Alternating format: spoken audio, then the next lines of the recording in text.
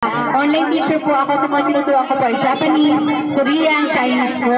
Nagtuturo po ako ng English. Pero sa mga bata po, masarap po kasi mahilig po talaga ako sa mga bata. Yung heart ko po talaga ay nasa mga bata po. So, kami, ito po yung brother husband ko si Gary at kami po ay may 4 na anak na. 3 lalaki po na sa awa po ng Diyos ay mga graduate na po ng college. At yung bunso po namin ay babae na 11 years old po.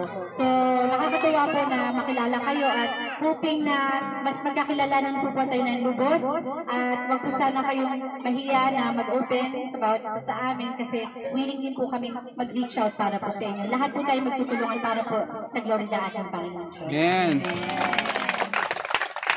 Oldies TV, serbisyo sa mga senior citizen at PWD. Natutuwa po kami na mag-reach out po para makarating po sa ibang lugar. Nakakatawa kasi answered prayer po kasi kung natatandaan ko, kausap ko si Nanay Salve, mga 2 Sundays ago po yun. Katabi ko siya sa upuan sa church. Tapos sinasabi niya po na naglalakad lang daw siya from here to church. Tapos maaga po siya nakakarating sa church lagi kasi maaga na siyang gumigising.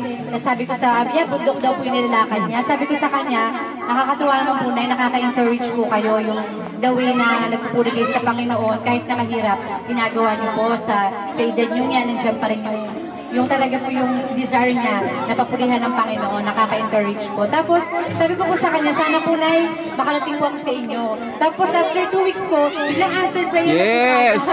Pinadala po ni Lord talaga ako dito. Hindi ko po talaga ina-expect na sasagutan Lord. Tapos ngayon po nakita ko yung way na binabaybay ni Nanay mula dito sa bahay niya papuntang church na hindi po pala ganun kadali. Diba? Pero sa edad ko po ngayon talagang hihingal-hingal na ako kanina pagdating at pawis-pawis na.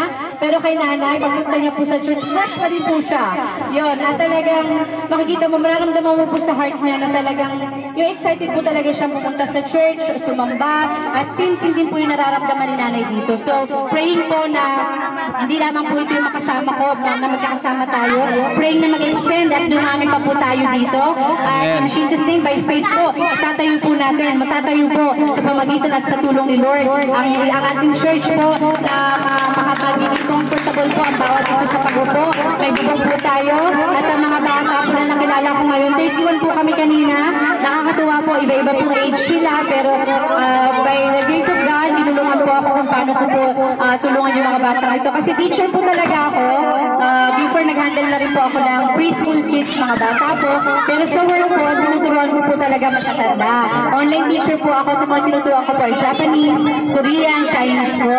Nagtuturo po ako ng English. Pero sa mga bata po, masarap po kasi mahilig po talaga ako sa mga bata. Yung heart ko po talaga ay nasa mga bata po. So, kami, ito po yung brother husband ko si Gary at kami po ay may 4 na anak na.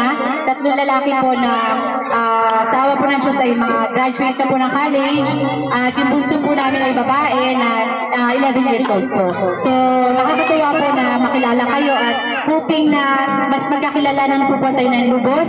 At wag po sana kayong mahiya na mag-open sa bawat isa sa amin kasi willing din po kami mag-reach out para po sa inyo. Lahat po tayo magtutulungan para po sa glory ng ating Panginoon. Amen. Please support. Let me walk upon